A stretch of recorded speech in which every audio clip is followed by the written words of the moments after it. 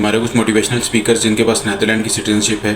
اور اس کے علاوہ عام طور پر ہماری ریلیجیس کلاس بھی یا ہمارے ریلیجیس علماء بھی، وہ عام طور پر عوام میں وہی بات کرتے ہیں جس کا ان کو فائدہ ہو، اور عام طور پر ان کی پاور سٹرگل میں وہ انہیں سپورٹ کر رہی ہو، ان کے خلاف کم از کم نہ جا رہی ہو۔ کی ایک مثال ہے کہ آپ لوگوں نے کبھی ان علماء کو اور ان موٹیویشنل سپیکرز کو ختم خلافت پر بات کرتے ہوئے نہیں سنا ہوگا، بلکہ ہمیشہ یہ خلافت کے حق میں ہی نعرے لگا رہے ہوں گے اور عوام کو خلافت لانے پر اکسا رہے ہوں گے۔